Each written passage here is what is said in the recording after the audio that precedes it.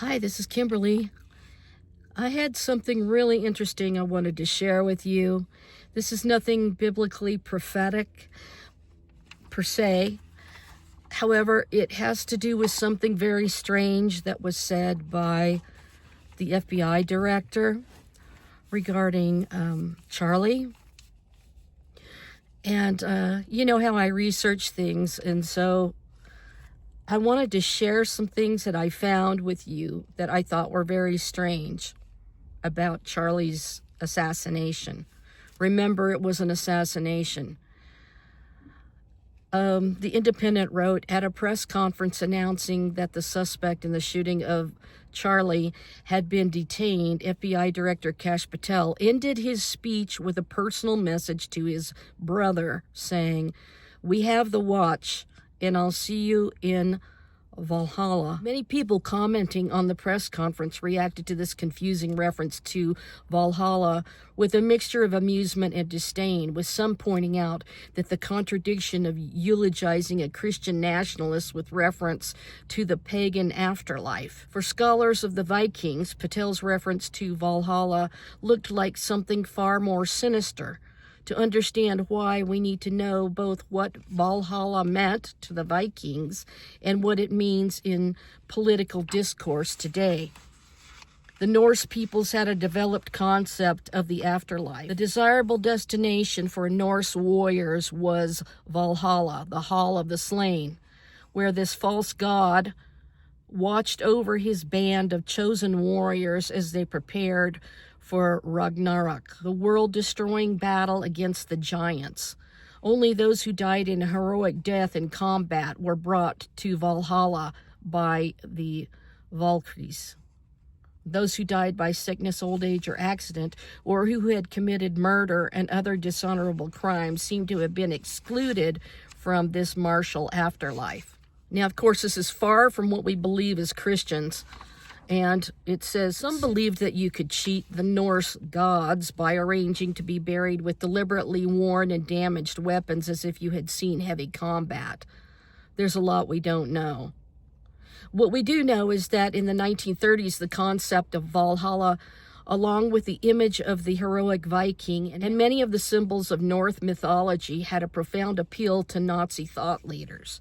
They looked to Norse mythology as a survival of a wider Germanic culture that had been erased by Judeo-Christian dominance. The Nordic race was held up as the Aryan ideal. Norse cultural remnants were used to add legitimacy to the idea of a glorious German past. Himmler, in particular, repurposed Norse symbols for use by the SS. Today, many white supremacists and neo-Nazi groups continue to brand themselves using a widening range of symbols taken from Norse mythology.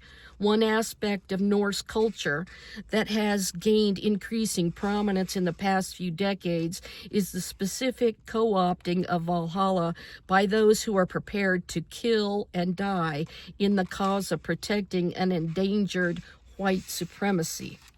Valhalla is often used in terrorist manifestos, apparently.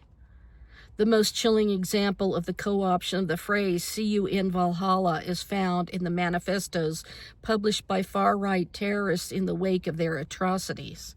And then it goes on to list all of these atrocities. This has since become a far-right talking point and was pushed by Charlie Kirk on his show. Terrence signed off his diatribe against multiculturalism and white genocide by saying, "Goodbye, God bless you all, and I will see you in Valhalla." Terrence, in turn, influenced other far-right terrorists, and then it goes on to detail about these people and what they did. By invoking Valhalla, these terrorists are attempting to cast themselves as warriors in the Viking tradition. There is, of course, nothing remotely heroic about gunning down unarmed civilians. So don't you think this is really strange about what happened to Charlie and these statements? Rather than borrowing from extremist discourse, Patel may have been influenced by the use of Till Valhalla by the U.S. Marines to honor fallen comrades, including those who died by suicide. This is a use which has been traced back to the influence of Norwegian NATO forces in Afghanistan who may have used Till Valhalla as a kind of battle cry. Of course, the optics of using a military honorific to commemorate the assassination of a civilian is problematic in itself. Patel's "See You in Valhalla" was much closer in its wording to the sign-off used by far-right terrorists. But even this phrasing was unlikely to have been lifted directly from extremists. It is more likely an example of a phenomenon often observed in the study of the far-right online ecosystem, which is the seepage of extreme right discourse into more mainstream spaces. Okay, you guys. Valhalla is the magnificent hall of fallen warriors in Norse mythology, where brave soldiers slain in battle are chosen by the Valkyries to be brought to this false god Odin's hall, feasting, drinking, and training for their final role in the epic battle of Ragnarök. I don't know if I'm saying that right, but it is a place of honor and glory, serving as the ultimate paradise for courageous warriors who died valiantly in conflict, with the promise that they will reunite with their comrades in the afterlife. But here's what I find very strange about it, because think about the fact that President Trump just put in that board of peace to control the Gaza Strip. And King Charles has promised peace and security to both the Palestinians and Israel. Charlie was assassinated. And Valhalla is actually a reference to the war game Assassin's Creed. Isn't that rather coincidental? And Assassin's Creed is a war action-adventure video game series centered on the historical millennial-long conflict between the assassins who fight for free will, you could say that represents Charlie, and the Templars who seek control and impose order for a perceived global peace. Sounds a little interesting, considering there's a certain sect that wants to control the globe. Players typically use a futuristic device called the Animus to relive the memories of their assassin ancestors in various historical settings, from the Third Crusade to the Italian Renaissance in ancient Egypt, uncovering a deeper conspiracy involving powerful ancient artifacts and a precursor civilization called the Izu. The central plot of the series is the eternal struggle between these two secret societies, the Assassins versus the Templars. Free will versus global order. The Assassins believe in individual freedom, while the Templars believe that total control and subjugation are necessary for lasting world peace. Now, don't you find it very fascinating that Charlie is the one who is influencing the youth in all of the universities? He's shaping their minds for the future to have a Christian viewpoint and to have a family and children. And, you know, I don't agree with everything that guy said. I mean, I don't really follow him or anything. But it's very interesting that TikTok would be sold to Larry Ellison, and Netanyahu just said that they would use it as a weapon to shape the futures of the youth and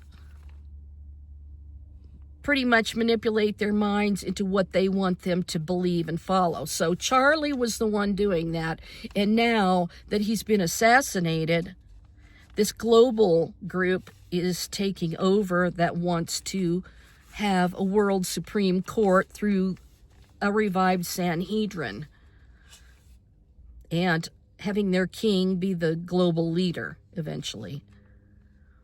The Assassins believe in individual freedom, while the Templars believe that total control and subjugation are necessary for lasting world peace.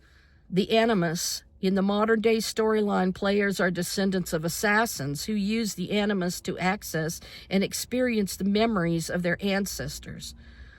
Historical tourism. Each game is set in a meticulously recreated historical period, allowing players to explore iconic locations and interact with historical figures. An ancient mystery, Pieces of Eden. Both factions are also vying for powerful artifacts left behind by the Isu, or precursors, an advanced ancient species that predated humanity. Isu lore. The Isu are central to the overarching plot, having created humanity and left behind remnants of their technology and a looming future catastrophe. What to expect? Action and stealth. Players use combat, stealth, and a variety of historical weapons and parkour abilities to overcome enemies and complete objectives. The games immerse players in detailed historical worlds, making them a unique blend of history and fiction. So the FBI directors, we've got the watch, See You in Valhalla, is a direct reference to Assassin's Creed, and Charlie was assassinated. Coincidence? Seeing as how there is one group that wants to have a one-world religion in Jerusalem with a rebuilt temple and a world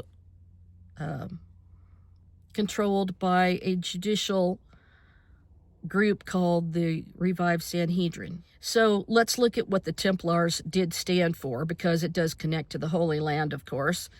The Templars were a medieval Christian military order founded around the year 1119 to protect pilgrims in the Holy Land and participate in the Crusades. Known for their piety, bravery, and strict code of conduct, they evolved into a powerful financial network, establishing the first European banking system and loaning money to kings. Their immense wealth and influence led to their downfall, as King Philip IV of France orchestrated their arrest, torture, and dissolution by the Pope in 1312, though their legacy endures in myth and modern fraternal orders. The Templars combined the life of a monastic order, vowing poverty, chastity, and obedience with that of a fighting force. They were founded in Jerusalem around 1119 by a small group of knights to protect pilgrims traveling to the Holy Land after the First Crusade. The order received official endorsement and a strict rule of conduct from the Catholic Church. So, of course, we know Erica is Catholic, and I think that Charlie did attend some of the Catholic Church. I don't really know, but he wasn't Catholic, I don't think, but for the sake of his wife, he went into the Catholic Church. Their distinct white habits with a red cross symbolize purity and their dedication to the Christian cause. They were pioneers of banking. They developed a proto-banking system allowing pilgrims to deposit money in their home countries and receive it in the Holy Land, thereby preventing large sums from being carried.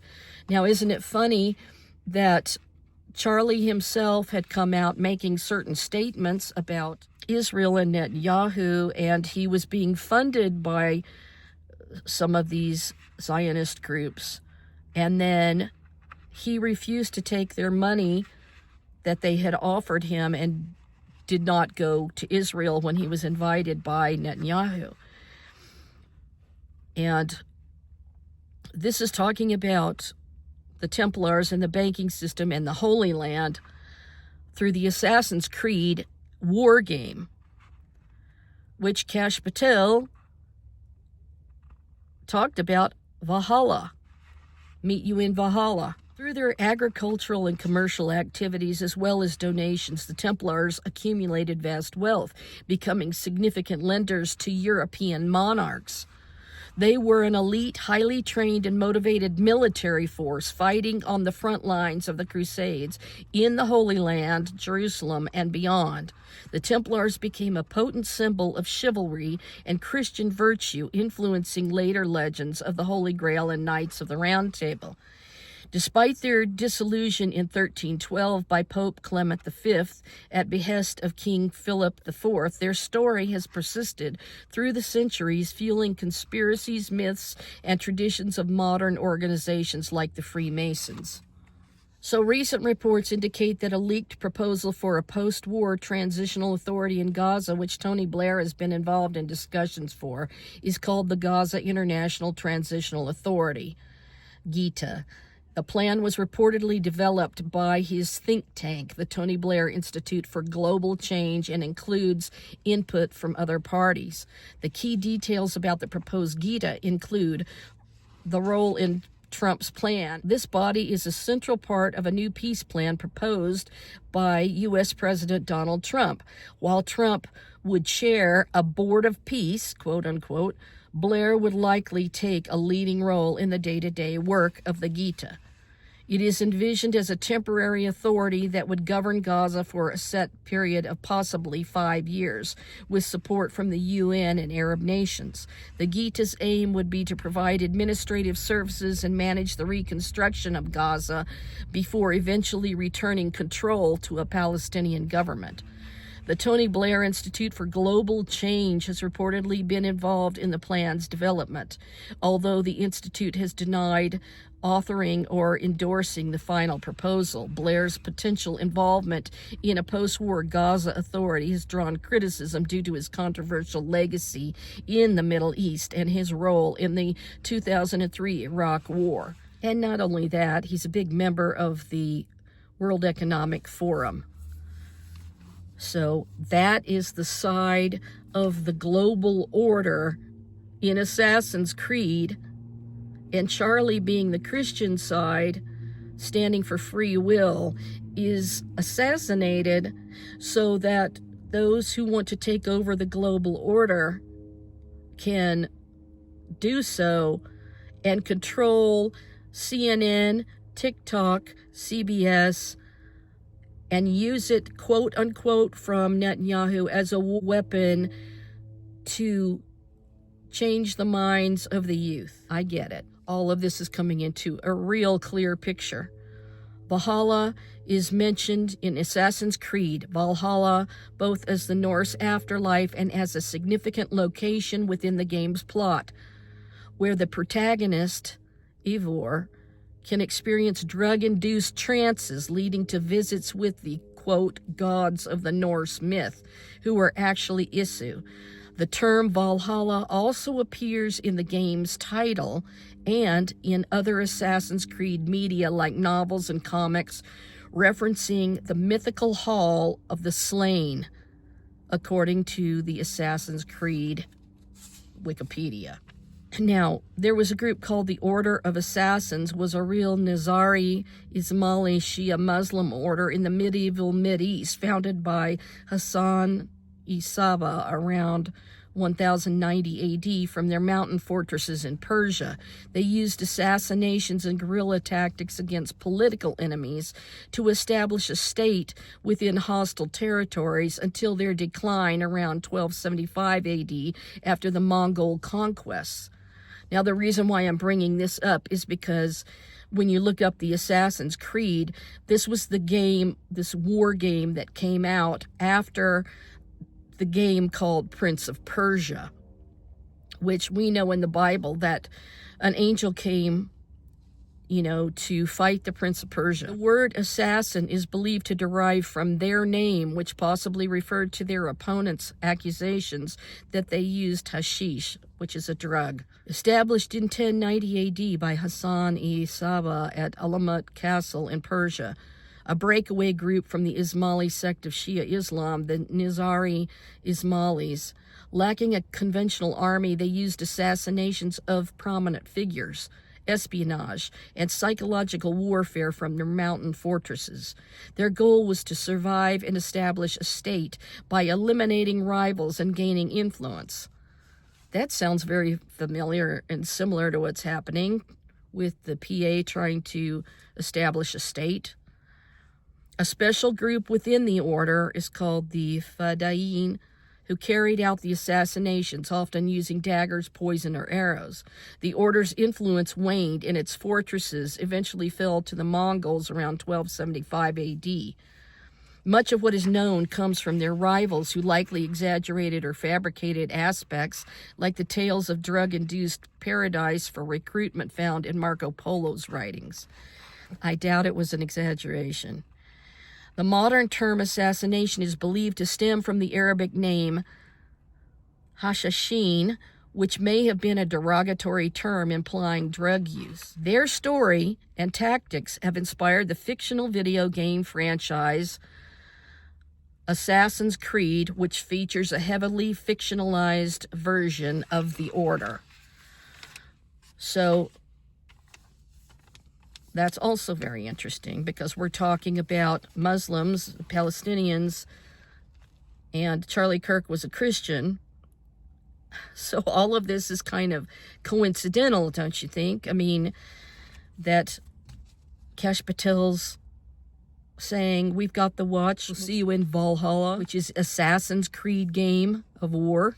So now here is an explanation of the Assassin's Creed story. It's the story of a war between two groups of people through history.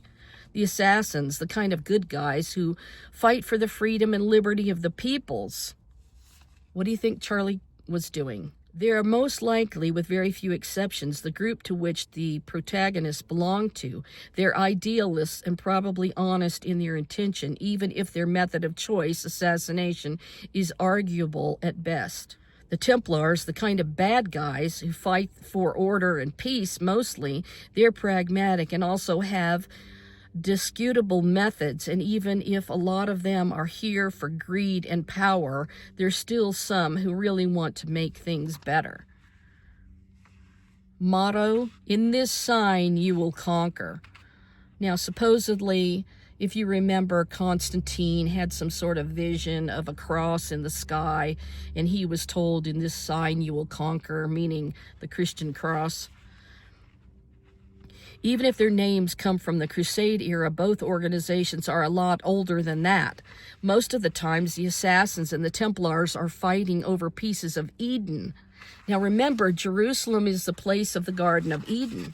So this all has to do with Israel and Jerusalem and a global subjugation over someone who believes in free will and free speech, who's assassinated, so the globalist can control the narrative with the youth through TikTok and other platforms. The assassins want them sealed away, except when they occasionally use it, and the Templars want to use them to achieve their goals.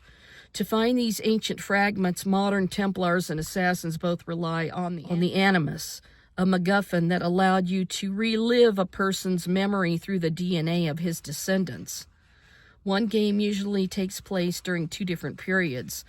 The present, it's where the series story advance or don't depending on the game you're playing. There's generally little to no gameplay, just plain cutscene or documentation with minimum interaction. Sometimes you get to use your assassin skills in some action sequence, but that's very limited compared to the main dish. The main part is that you live the memory of a dead person, usually an assassin. So when the FBI director Kash Patel said in his ending speech with a personal message to Charlie, he said, "We have the watch, and I'll see you in Valhalla."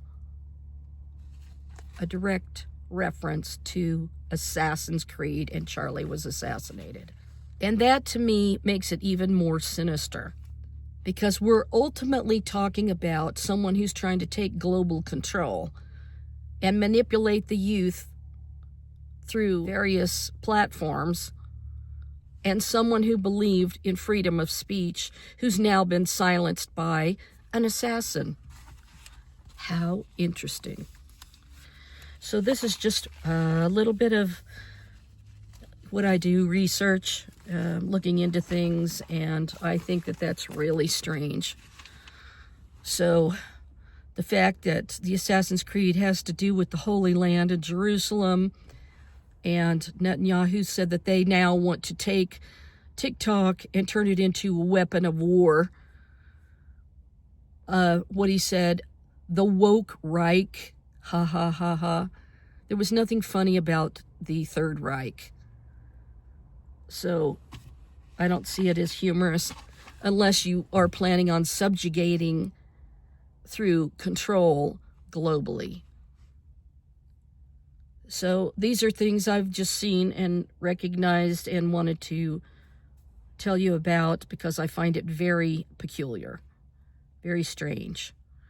Plus, strange in the fact that Charlie would not have believed in a Norse god named Odin. He believed in Jesus Christ, the true Savior of the world, who he said was crucified, was buried, and on the third day was resurrected, giving eternal life to all who would believe in him. He would not have approved of going to Valhalla, and I do not believe he's in Valhalla, a place of the Norse gods for warriors, through Assassin's Creed, because he was assassinated so others can control the global narrative. It's truly shocking and astonishing. I just kind of want to know what people think about this, because it's really strange that Valhalla has a direct connection to Assassin's Creed when Charlie was assassinated. Very peculiar. To control all of these platforms and censor them is what the plan is. So that is not a free will society. It is the global control, subjugation.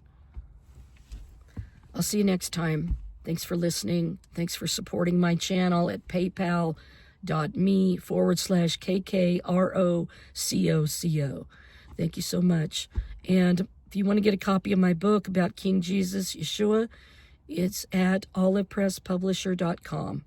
Thank you so much. And it's called The Almond Tree, Aaron's Rod, the Messiah, King of Israel. And we also took out chapter 4 and made it into an ebook. It's called Moses. So I'll see you later on, and I hope this opened your eyes to something. I just thought this was too important not to tell this piece of the story because I find it strange in light of everything that's happening and everything Charlie said. You have to go look for those videos where he talked about these things as far as Israel and his viewpoint. I'm not going to repeat that stuff on here, but you can find them on other people's channels, the actual clips of him saying stuff. What do you think about this? It's really strange, huh? I'll see you guys next time.